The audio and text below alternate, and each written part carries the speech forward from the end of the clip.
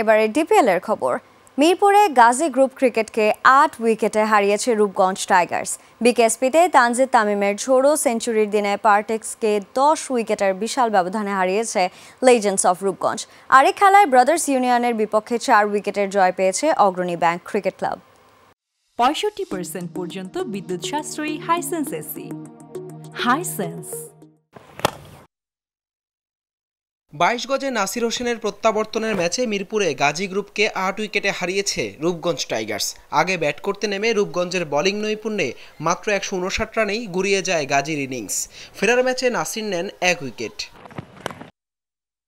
জবাবে সহজ লক্ষ্য তাড়া করতে নেমে ওপেনিংয়ে 138 রানের জুটি গড়েন অমিত মজুমদার ও আব্দুল মজিদ। 53 রানে মজিদ ও 76 রানে অমিত ফিরলেও 8 উইকেটের সহজ জয় নিয়ে মাঠ ছাড়ে রূপগঞ্জ।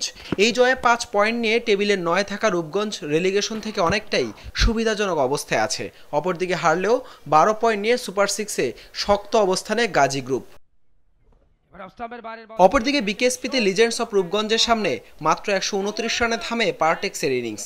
সহজ লক্ষ্য তাড়া করতে নেমে তানজিদ তামিমের 59 বলে 103 রানের তাণ্ডবে কোনো উইকেট না হারিয়েই জয়ের বন্দরে পৌঁছে যায় লিজেন্ডস অফ রূপগঞ্জ।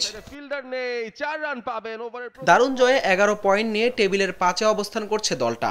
বড় হারে 4 পয়েন্ট নিয়ে 11তে থাকা পারটেক্সের সামনে চোখ রাঙাচ্ছে রেলিগেশন। এদিকে বিকেএসপিতে আরেক ম্যাচে ব্রাদার্স ইউনিয়নকে 4 উইকেটে হারিয়েছে অগ্রণী ব্যাংক ক্রিকেট ক্লাব। আগে ব্যাট করতে নেমে অলোক কাপালের 50-তে নির্ধারিত ওভারে 9 উইকেটে 238 রান সংগ্রহ করে ব্রাদার্স। 4 উইকেট শিকার করেন তাইবুর রহমান। জবাবে শুভাগত হোমের অপরাজিত 45 রানে 8 বল বাকি থাকতে 6 উইকেট হারিয়ে লক্ষ্যে পৌঁছে যায় অগ্রণী ব্যাংক। এই জয়ে 12 পয়েন্ট নিয়ে টেবিলের 4-এ উঠে এলো অগ্রণী ব্যাংক ক্রিকেট ক্লাব।